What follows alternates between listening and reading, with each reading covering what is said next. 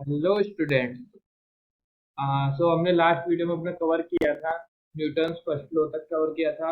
आज हम पढ़ेंगे Newton second law and third law and उसके बाद हम इसकी एप्लीकेशंस देखेंगे। एप्लीकेशंस लाइक प्रोजेक्टाइल मोशन और ऊपर बेस कुछ न्यूमेरिकल प्रॉब्लम। तो let's start.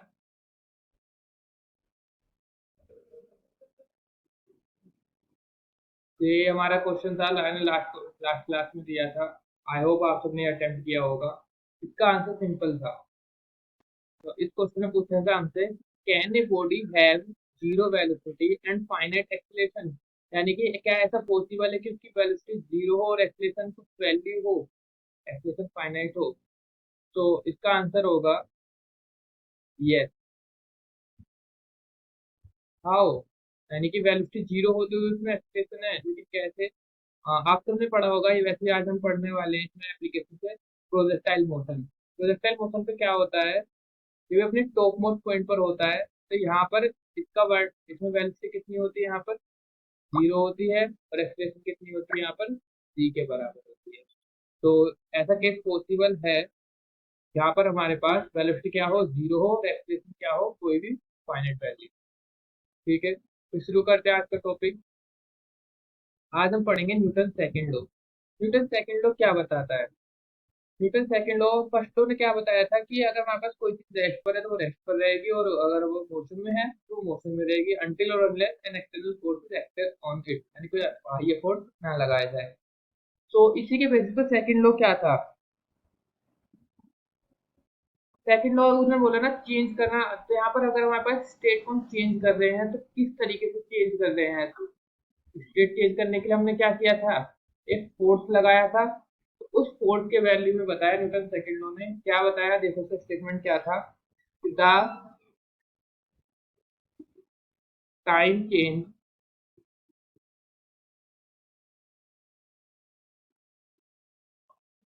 Sorry the time, एक second, the time rate of change of linear momentum. अभी बताऊंगा क्या है ये, अभी पहले इसका स्टेटमेंट देख लेते हैं क्या है। The rate time rate, the time rate of change of linear momentum of a particle is directly proportional,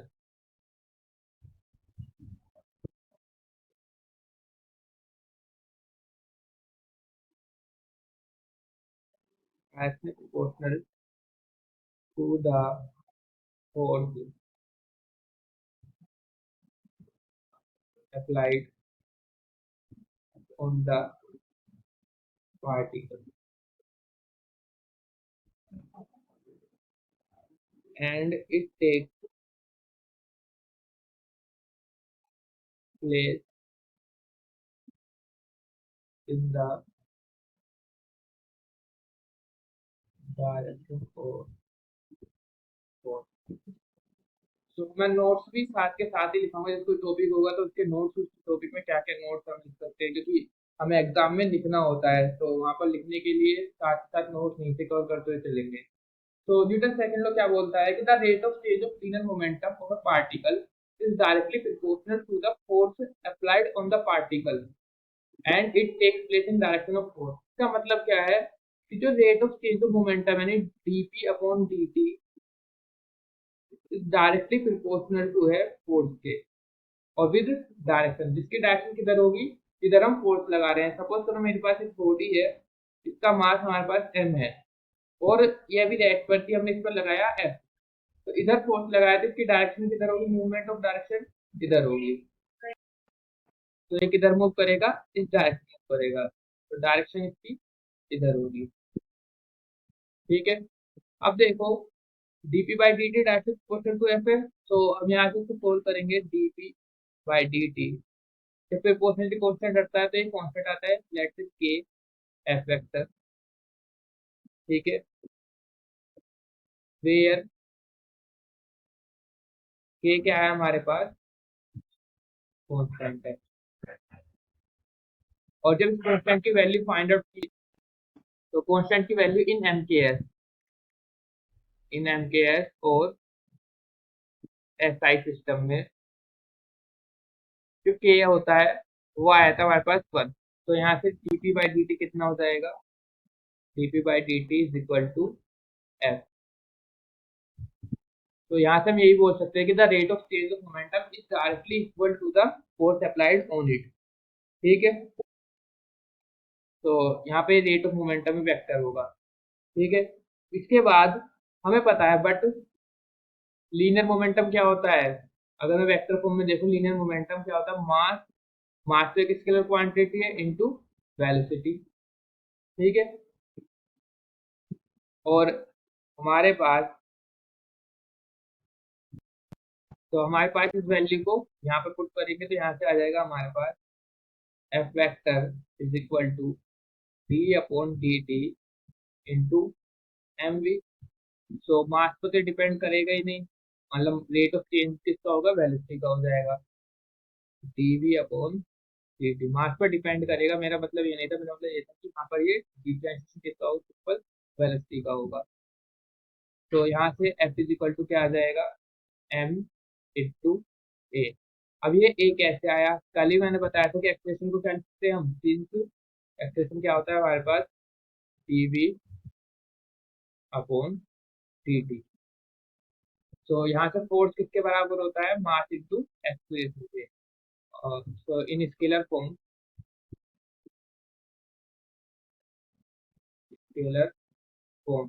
force क्या हो जाएगा हमारे पास, मास इंटू एक्सलेशन। तो यहाँ से न्यूटन सेकंड लॉ को हम यहाँ से डिफाइन कर सकते हैं कि जो फोर्स क्या होता है वो मास और एक्सलेशन के प्रोडक्ट के बराबर होता है। क्लियर है, इसकी यहाँ से हम यूनिट निकाल सकते हैं फोर्स की। एसआई यूनिट जो होती है इसकी न्यूटन होती है, Newton.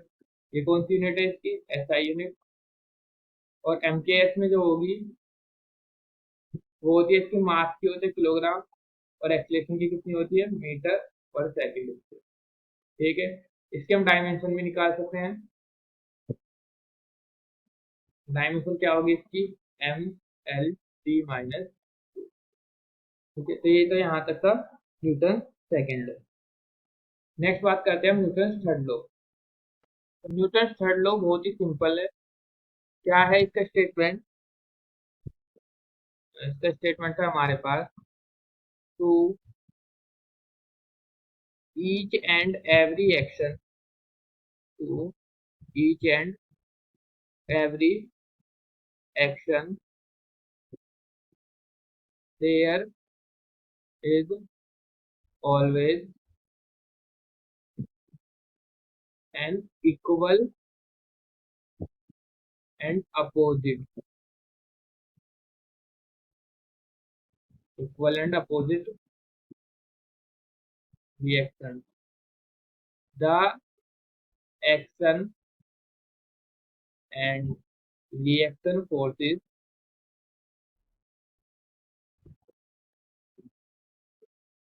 act on different bodies.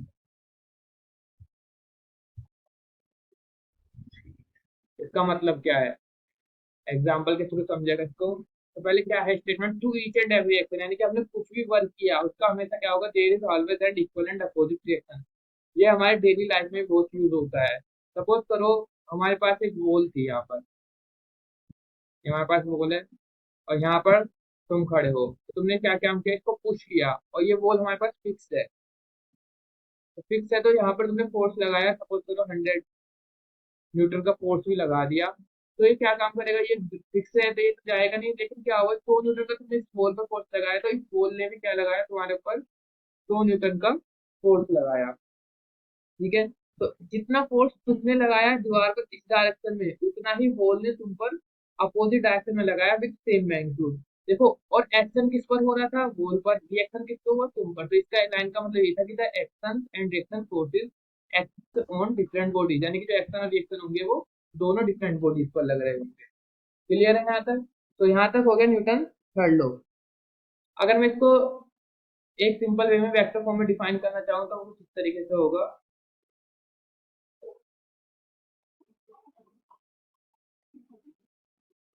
Suppose करो हमारे पास यहाँ पर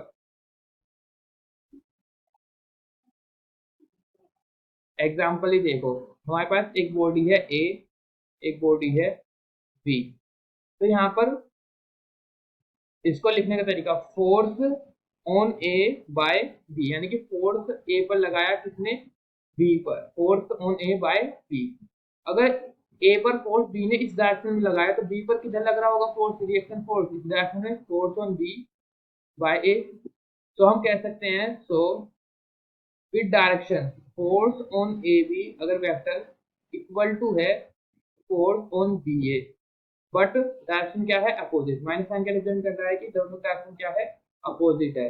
तो न्यूटन थर्ड लॉ से हम कह सकते हैं F A B plus F B A should be equal to 0, यानी कि नेट फोर्स क्या होगा दोनों बॉडीज पर, 0 होगा। क्लियर है? ओके, हमारे न्यूटन थर्ड लॉ, तो न्यूटन के थर्ड लॉ हो गए। अब हमारे पास न्यूटन सेकंड लॉ से मोस्ट इंपोर्टेंट है, क्योंकि न्यूटन सेकंड लॉ से हम फर्स्ट लॉ भी ट्राई कर सकते हैं और थर्ड लॉ भी ट्राई कर सकते हैं। अब चलते हैं कुछ न्यूमेरिकल प्रॉब्लम्स पर based on these laws. So the question is the momentum of the body is given by the equation। तो हमारे पास मोमेंटम गिवन है वहां पर in the function t 3t square plus 4t plus 5, and we have to calculate force acting on the body at t is equal to 5, as according to Newton's second law of motion, what is that? Force is dp by dt in change in momentum. It means differentiate of p with respect to time.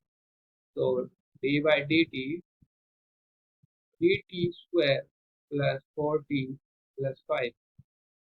तो differentiate करेंगे इसको तो आएगा 6t plus 4, ठीक है। Eight हमें कितने time पर पूछा है, t इक्वल टू 5 पर। तो t इक्वल टू 5 पर फोर्स की वैल्यू क्या होगी, 6 into 5 plus 4 is equal to 34। तो ये तो था सिंपल प्रॉब्लम। एक क्वेश्चन और देखते हैं। इस क्वेश्चन को करने से पहले मैं एक कॉन्सेप्ट बताना चाहूंगा। वो कॉन्सेप्ट क्या है, देखो,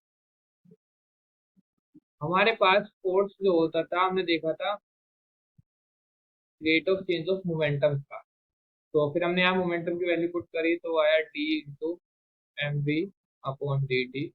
तो यहाँ पर हमें दोनों का डिफरेंशिएट करना था, लेकिन उस टाइम पर हमने क्या लेके किया था, मास इज कांस्टेंट था। तो यहाँ से दो केस बढ़ जाते हैं। हमारे पास एम क्या है, कांस्टेंट है, यानी मास बॉडी का कांस्टेंट है, और यहाँ पर मास वेरी कर रहा है। तो क्या होगा, फोर्स अगर मास कांस्टेंट है तो एम बाहर आ जाएगा, तो ये क्या बचेगा, M into D V upon D T. लेकिन अगर एम वेरी कर रहा है तो यहाँ प्रोडक्ट रूल के अकॉर्डिंग डिफरेंशिएट करेंगे तो आएगा mass D V upon D T plus V into D M by D T. तो हम मोस्टली केसेस में इस इक्वेशन को याद रखेंगे। इसमें अगर हमें क्वेश्चन में गिवन होगा कि मास कांस्टेंट है तो इस वाले टर्म को हम जीरो इक्वेट कर देंगे, सिंपल ये कर देंगे। और अगर जीरो नहीं है तो यहाँ से हम कैलकुलेट करेंगे। तो नेक्स्ट चलते हैं क्वेश्चन पे। इस क्वेश्चन में बोला था इस satellite in a force free space. Force free space का मतलब क्या है कि वहां पर फोर्स कितना लग रहा है, 0 लग रहा है। Swift stationary interplanetary dust at the rate of D M by D T, यानी कि वो अपने जो डस्ट है उसको कितनी स्पीड से क्लियर कर रहा है, अल्फा इंटू वी। हमें दिया है D M by D T is equal to alpha V. Calculate the acceleration, acceleration बताने क्या होगा। ये नेट फोर्स नहीं है, ये वाला फोर्स का मतलब कि मास इनटू एक्सीलरेशन हमें 0 गिवन है, यानी कि M D V by D T. तो हमें पता है फोर्स क्या होता है, M into D V by D T plus V into D M by D T. Clear है? तो हमारे पास mass into acceleration, net force यानी नेट फोर्स की मतलब मास इंटू एक्सीलरेशन जो हम इसके बराबर होगा, तो फोर्स का यहाँ पर हमारे पास 0। M into D V by D T क्या होता है हमारे पास, mass into acceleration plus V into D M by D T कितना गिवन है हमें, अल्फा वी। तो यहाँ से हमारे पास एम ए आ जाएगा minus of alpha V square. तो यहाँ से ए की वैल्यू आ जाएगी minus alpha V square by M. तो हमें यही कैलकुलेट करना था कि एक्सप्रेशन क्या हो। क्लियर है ये वाले क्वेश्चन कैसे करना है, सारे क्वेश्चन को। ठीक है, एक क्वेश्चन आप खुद से ट्राई करना, इसे मैं नेक्स्ट क्लास में कवर करूंगा। तो ये क्वेश्चन है, इस क्वेश्चन में बोला है कि ए पर्सन सिटिंग इन ए बस moving with constant velocity. Question को थोड़ा सा एक्सप्लेन कर देता हूँ, बाकी आपको ट्राई करना है ये। तो बोला है कि एक पर्सन बस में बैठा हुआ है और बस जो है स्ट्रेट पाथ में मूव कर रही है। तो यहाँ पर हमारे पास एक बस है, तो एक पर्सन इसके अंदर बैठा हुआ है और कांस्टेंट वेलोसिटी से जा रही है, लेट्स सपोज वी वेलोसिटी से आगे बढ़ रही है स्ट्रेट लाइन पर। थ्रोज ए बॉल वर्टिकली अपवर्ड। यहाँ पर ये क्या काम करता है, बॉल को upward जंप, एकदम अपवर्ड डायरेक्शन में जंप करता है। Will the ball return to the hand, क्या बॉल जो है वो उसके हाथ में आएगी, अगर आएगी तो रीजन क्या है, और अगर नहीं आएगी तो उसका भी रीजन क्या है। तो बहुत ही सिंपल क्वेश्चन है, इसको तुम ट्राई करना। ठीक है, नेक्स्ट छोटा सा कॉन्सेप्ट है हमारे पास। मैं बोल रहा था इनर्शिया क्या होता है।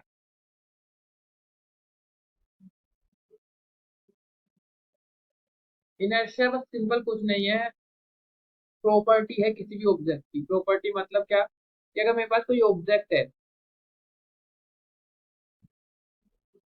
वो क्या काम करता है, अपनी चेंजिंग पोजीशन को क्या करता है, रजिस्ट करता है। मतलब अगर ये रेस्ट पर है और अगर एक चीज मोशन में है, ये मोशन कर रही है,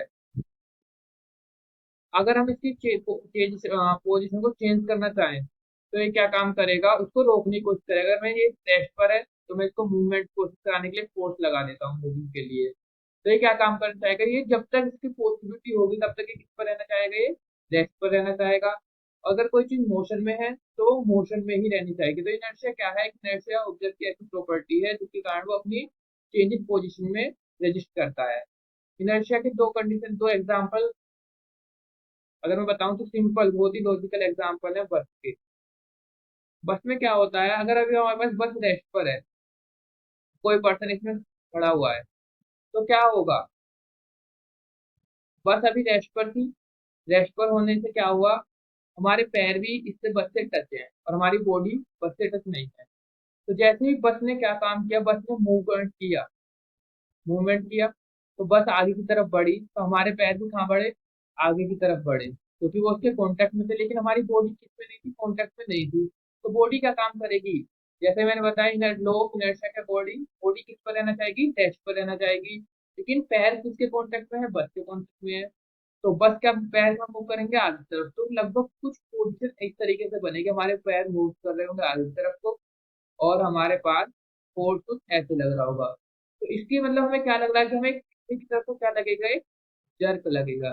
तो हम देखते हैं ना, हम रियल लाइफ में देखते हैं कि जब बस में हम बस एकदम खड़ी होती है, तो हम आगे की तरफ एक बार बस एकदम अचानक से चलते हैं, तो हमें क्या लगता है, पीछे की तरफ एक जर्क लगता है। वो किसकी वजह से लगता है, इनर्शिया की वजह से ही लगता है। ठीक है, सेम ऐसे ही अगर बस मूवमेंट में है,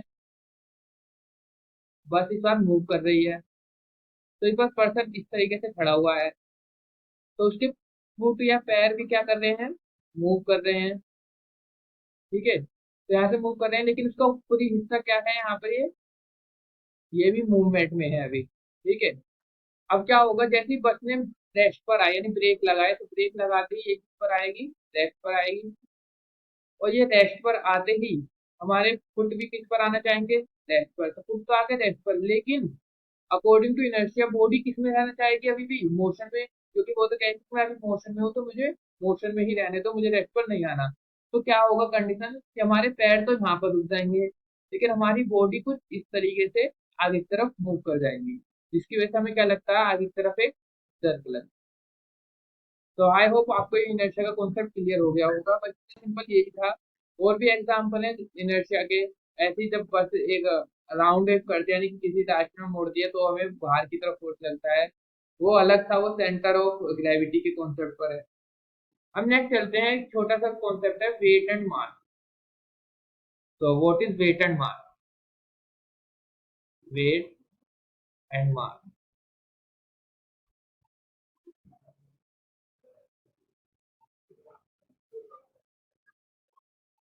वेट क्या है, सबसे पहले देखते हैं वेट क्या है। Weight is a force, weight क्या है, एक फोर्स है। कौन सा फोर्स है, weight is a gravitational force, ठीक है, weight is a gravitational force exerted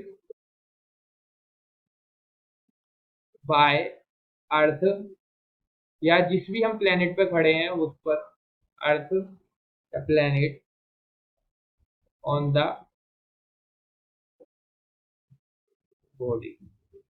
तो वेट क्या है, weight is a gravitational force exerted by earth और planet on the body. Weight क्या होता है, it is a vector quantity, क्योंकि फोर्स है तो फोर्स क्या होता है, एक वेक्टर क्वांटिटी है, तो it is a vector quantity. The direction, इसकी जो हमेशा डायरेक्शन होगी, जो ग्रेविटेशनल फोर्स लगता है, the direction of gravitational force या weight, gravitational force is directed towards the center of earth, towards the center of earth। Clear है? इसको थोड़ा न्यूमेरिकल वे में समझते हैं, मैथमेटिकली कैसे होगा। सपोज करो हमारे पास, अगर मैं इसको मैथमेटिकली में समझाऊं, ए बॉडी है of mass m, a body of mass m fall कर रही है फ्रीली, यानी कि मैंने क्या काम किया, एक बॉडी ली अपने हाथ में और उसको हवा में, मास है मैं जिसको, उसको हवा में फ्री फ्री फॉल करा दिया, नहीं उसको बिल्कुल ऐसे ही छोड़ दिया। तो उसकी जब कोई भी चीज फ्री फॉल होती है तो उसकी एक्सेलरेशन कितनी होती है, ग्रेविटेशनल एक्सेलरेशन के बराबर। तो इट्स एक्सेलरेशन इज डी, किधर की तरफ होगी, बॉडी किधर गिर रही है, नीचे की तरफ, तो एक्सेलरेशन किधर आएगी उसकी, नीचे की तरफ, ठीक है। एंड इस पर एक फोर्स लगेगा, कौन सा force, and the force acting on it, that is weight. जो उस पर फोर्स लगेगा वही क्या है, हमारे पास वेट है। तो वेट या फोर्स कितना लगा वो हम कैलकुलेट कर सकते हैं according to second law, Newton second law. वो क्या होगा, weight is equal to force, कितना होगा, मास, जितना उसका मास है, और उसकी एक्सीलरेशन जो है ग्रेविटी। तो वेट क्या होता है किसी बॉडी का, अगर हमें निकालना हो, मास इनटू ग्रेविटी। अब ये इसलिए हम बोलते हैं कि हमारा वेट जो है अलग अलग प्लेनेट पर अलग अलग आता है। अभी हम अर्थ पर है तो हमारा मास कुछ अलग होगा, ओ सॉरी हमारा वेट कुछ अलग होगा। अगर किसी और प्लेनेट पर चले जाए, मून पर चले जाए, तो अर्थ का G/6 हो जाता है। लेकिन हमारा मास क्या होता है, मास कांस्टेंट होता है, ठीक है। मास कांस्टेंट का मतलब क्या है, अगर मैं मास की बात करूं, मास क्या एक इंट्रिंसिक प्रॉपर्टी है हमारी बॉडी की। Mass is an intrinsic property of our body, sorry, mass is an intrinsic property of any body, our body नहीं, ऑफ एनी बॉडी, ठीक है। यानी कि इंट्रिंसिक प्रॉपर्टी है और ये फिक्स्ड होता है, हर एक चीज हर एक जगह पर, mass never change, does not change. लेकिन अगर कोई चीज ज्यादा ही वेलोसिटी से मूव कर रही है तो उसमें एक मास आ जाता है। एक होता है हमारे पास रेस्ट मास, अभी बताता हूँ उसका मास क्या बोलते हैं, रेस्ट मास। जब हम कोई भी बॉडी बहुत तेज स्पीड में दौड़ते हैं तो उसके मास में कुछ कमी आ जाती है, तो वो कैसे निकालते हैं, कमी आए बढ़ जाता है मास, तो वो होता है m is equal to M not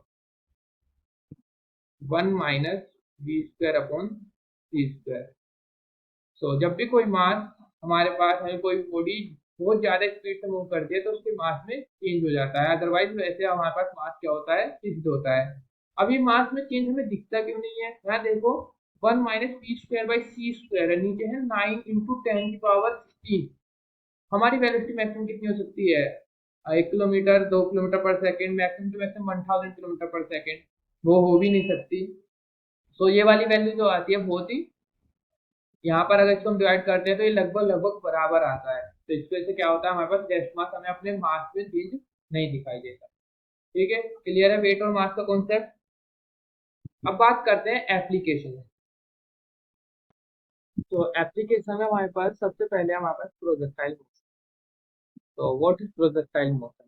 projectile का मीन्स क्या है, इसको मैं बताने के लिए एक सेकेंड।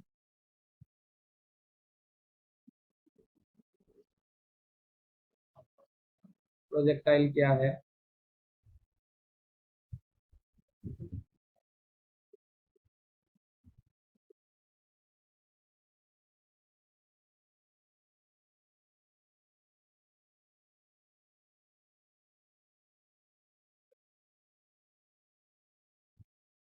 ये हमारे पास y एक्सिस हो गई और ये हमारे पास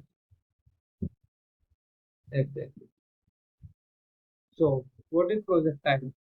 प्रोजेक्टाइल का मतलब है कि हम किसी भी बॉडी को हवा में ड्रॉप करें और वो कुछ इस तरीके से ड्रॉप हो कि उस पर ओनली एंड ओनली क्या लगा हो, उस पर एक ग्रेविटेशनल फोर्स एक्सर्टेड हो और कोई फोर्स ना लगा हो, जिसमें कि क्या हो, खाली ग्रेविटेशनल एक्सीलरेशन हो। तो प्रोजेक्टाइल क्या है? अगर प्रोजेक्टाइल की बात करूं तो एक projectile is an any object throne into space upon while the only acting force is gravity. यानी कि प्रोजेक्टाइल मोशन एक ऐसा मोशन है जो स्पेस में फैलता है और जिस पर खाली क्या लगे, ग्रेविटेशनल फोर्स लगे। क्लियर है?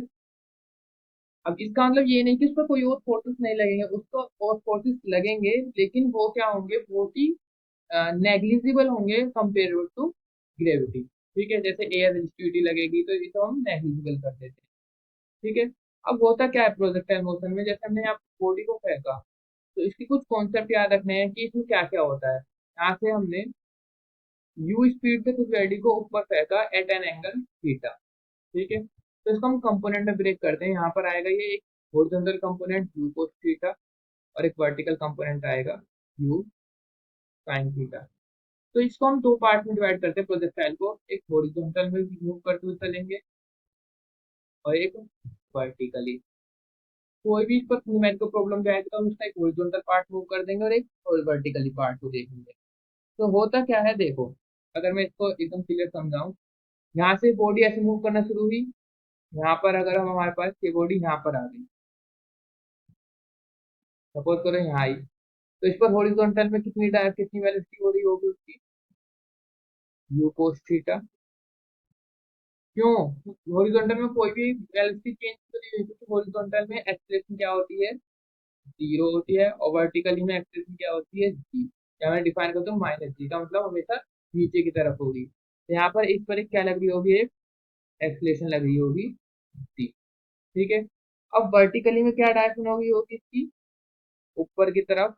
सपोज करो ये हो गई U Y is equal to U sine theta हो गया। ठीक है, आगे आगे मूव करता गया, तो यहाँ पर इसके जो टॉप मोस्ट पॉइंट पर होता है वहां पर हमारे पास एक्सलेशन कितने हो जाती है, यहाँ पर तो ये तो यू cos थीटा ही रहेगा। ठीक है, और इसकी जो वर्टिकल वेलोसिटी है, एक्सलेशन अभी भी नीचे ही है, और यहाँ पर यू वाई क्या हो जाता है, जीरो हो जाता है। ठीक है, फिर अगेन आगे की तरफ बढ़ेगा तो इसका वेलोसिटी नीचे की तरफ हो जाएगी, which is minus you sine theta, और इधर यू cos थीटा ही रहेगी हमेशा।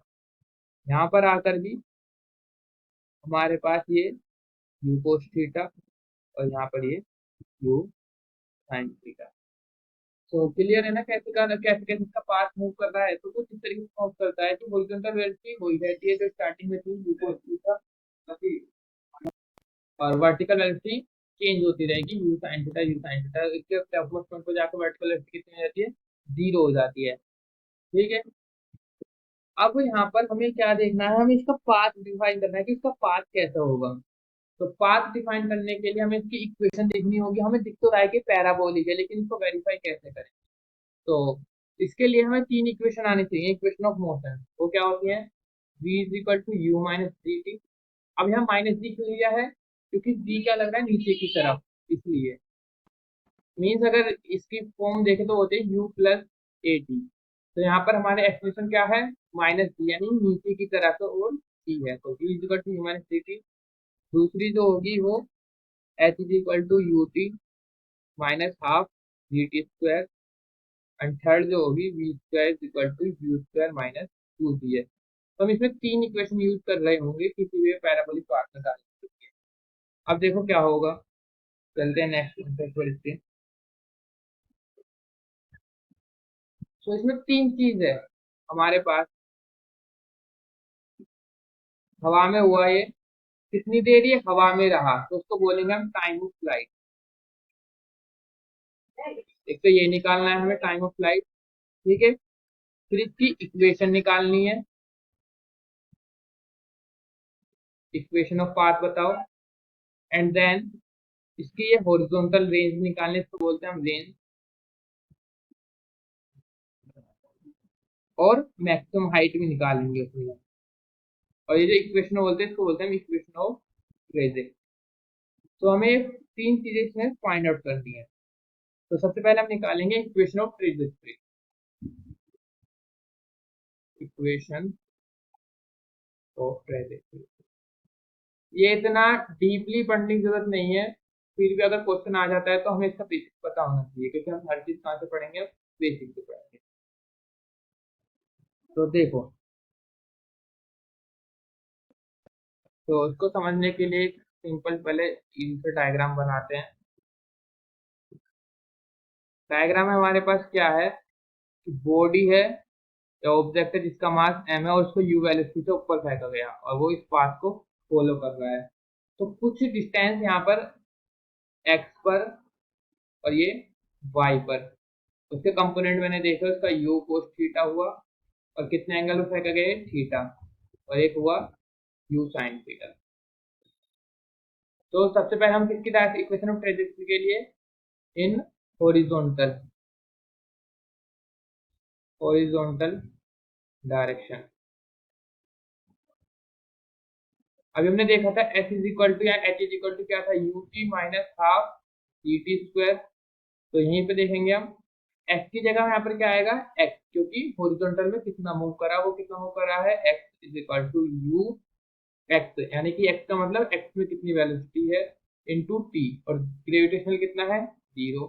तो यहाँ से X is equal to U cos theta into time T. तो यहाँ से टी की वैल्यू क्या आ जाएगी हमारे पास, X upon U cos theta. ये इसको मान लिया question number 1। Now in vertical direction,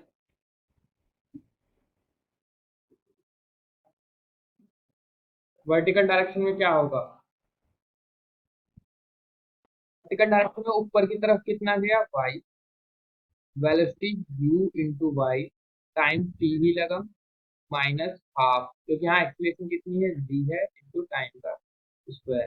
तो y is equal to U sine theta, और टाइम की वैल्यू फ्रॉम इक्वेशन नंबर 1 से पुट कर दो, तो वो क्या थी हमारे पास, X upon U cos theta minus 1 upon 2 multiply G multiply T square, यानी कि X square upon U square cos square theta. जो कट हो जाए तो कट कर दो, यू से यू कैंसिल, तो sine theta upon cos theta, तो वाई इक्वल टू हो जाएगा tan theta into X minus G X square upon two U square cos square theta. तो यहाँ से हो गया हमारे पास Y is equal to X tan theta minus G X square upon two U square cos square theta. तो ये क्या है हमारे पास, इक्वेशन ऑफ ट्रेजेक्ट्री है, जिसमें y की वैल्यू, y इक्वल टू, ये क्या बनना है, y equal to X square वाला ग्राफ बनना है, x की पावर कितनी है, 2। तो ये क्या रिप्रेजेंट करता है, विच रिप्रेजेंट ए पैराबोला। तो इसकी ट्रेजेक्ट्री कैसी होगी, the trajectory of projectile motion is पैराबोल, यानी कि परवलय का। क्लियर है? यहीं से अब हम टाइम ऑफ फ्लाइट निकाल सकते हैं। टाइम ऑफ फ्लाइट कैसे निकालते, देखो यहाँ पर टाइम ऑफ फ्लाइट यहाँ से निकल जाता x x upon U cos theta. Same यहाँ पर फिर हम इसी को इसमें इक्वेशन में पुट करके तो हमारे पास एच की वैल्यू निकल जाती। कैसे, देखो तो सबसे पहले फॉर टाइम ऑफ फ्लाइट के लिए, time of flight, time of flight मैंने बताया कितनी देर कोई भी ये ऑब्जेक्ट हवा में रहा। तो वो कैसे निकालेंगे हम, यहाँ पर अगर हम देखें ये यहाँ से यहाँ तक गया, इसका वर्टिकल में डिस्प्लेसमेंट कितना हुआ है, एस वाई। इसने यहाँ से चलना शुरू किया था वर्टिकली, देखना, और वापस किस पॉइंट पर आ गया, वापस उसी पॉइंट पर आ गया। तो डिस्प्लेसमेंट कितना होगा, तो जीरो इन वाई डायरेक्शन। तो एस वाई कितना होगा, यहाँ पर जीरो होगा। और यहाँ पर ये यहाँ पर टोटल रोल कितना मूव करा, सपोज करो एक्स मूव करा। तो हमारे पास पता चला कि वर्टिकल में एस वाई कितना होता है, जीरो होता है। तो हम उसमें लगाएंगे in vertical motion. Vertical motion में हमें पता है S Y equal to zero. S Y का फॉर्मूला लगाएंगे which is U Y into T minus half G T square is equal to zero.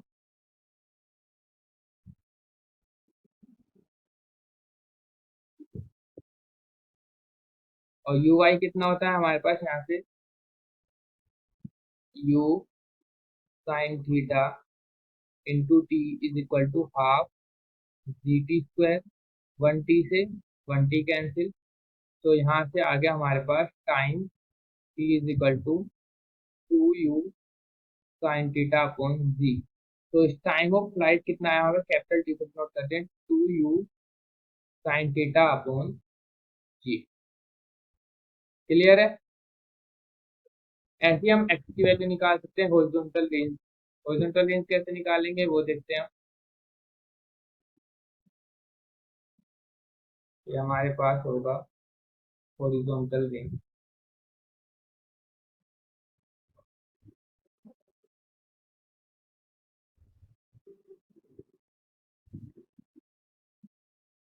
Horizontal का मतलब क्या है, हॉरिजॉन्टल में एक्सीलरेशन तो है ही नहीं, तो उसको हम देखो कैसे कर सकते हैं। ये मतलब ये वाली डिस्टेंस निकालनी है, और इसमें जब हमारे पास एक्सेलरेशन सिंपल लगा सकते हैं, डिस्टेंस इक्वल टू क्या होगा, स्पीड इनटू टाइम। यानी कि इस डायरेक्शन में स्पीड कितनी है यू cos थीटा, और इनटू टाइम कितना लगा। टाइम ऑफ फ्लाइट चाहे हॉरिजॉन्टल का हो या वर्टिकल का हो, वो दोनों ही क्या है, सेम है। तो यहाँ पर अगर हम देखें एज हॉरिजॉन्टल रेंज, रेंज क्या होगी यहाँ पर, रेंज क्या है, एक तरीके distance which is equal to speed in X direction into time, या फिर हम बोल सकते हैं टाइम ऑफ फ्लाइट, यानी जितनी देर भी वो हवा में रहा वो वाला टाइम। तो रेंज क्या हो जाएगी, कैपिटल आर से नोट करते हैं इसे। स्पीड इन एक्स कितनी है, U cos theta. Time of flight अगर हमने देखा two U sine theta upon T. तो यहाँ से हो जाएगा R is equal to sine theta into two sine theta. तो ये क्या हो जाएगा, two sine theta cos theta, और ये U square. Two sine theta cos theta क्या होता है, sine two theta upon T. तो ये हमारे पास क्या आ गई, रेंज आ गई। रेंज क्या होती है, U square sine theta, U square sine two theta upon G. ठीक है? हमें निकालना है मैक्सिमम हाइट कितना जा सकता है ये ऊपर की तरफ, मैक्सिमम हाइट।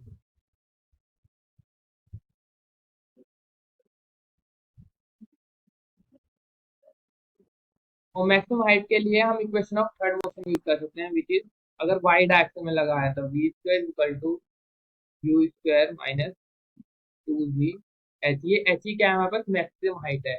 वी वाई यानी कि ऊपर जाने पर कितनी वैल्यू हो जाती है उसकी, जीरो हो जाती है। अभी हमने देखा था यू वाई इनिशियली कितनी थी, यू साइन थीटा का whole square minus two G H. तो यहाँ से सोल्व करोगे एच जो आएगी मैक्सिमम हाइट, वो होगी you square sine square theta upon two T. तो ये सिंपल हमारे पास तीन चीज, चार चीज हमने निकाले, time of flight, horizontal range, maximum height और इक्वेशन ऑफ ट्रेजेक्टरी। ठीक है? तो इसमें प्रोजेक्टाइल मोशन में इतना ही था। अब कुछ प्रोजेक्टाइल मोशन और होते हैं, जैसे अगर मैं दिखाऊं प्रोजेक्टाइल मोशन, ये तो था हमें नीचे से ऊपर की तरफ। इस प्रोजेक्टाइल मोशन में ऐसे भी कर सकते हैं कि ऊपर से हम नीचे की तरफ ड्रॉप करें, तो वही हम यहाँ पर भी करेंगे। हमें कुछ नहीं करना है, बस हमें एक्स डायरेक्शन के मोशन को कंसीडर करना है और एक वाई डायरेक्शन मोशन को कंसीडर करना है, और सिंपल सोल्व करते जाना है, तो हमारे पास सब चीज हो जाएंगी।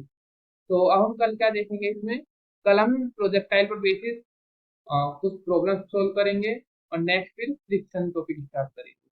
ठीक है, इसका ये जितना प्रोजेक्टाइल मोशन था ये अप टू 12th लेवल तक का था, अभी तक जो भी हम पढ़ रहे हैं, लेकिन थोड़ा सा इसमें क्वेश्चन जो है थोड़े बस एडवांस लेवल के बनेंगे, तो मैं कल बताऊंगा।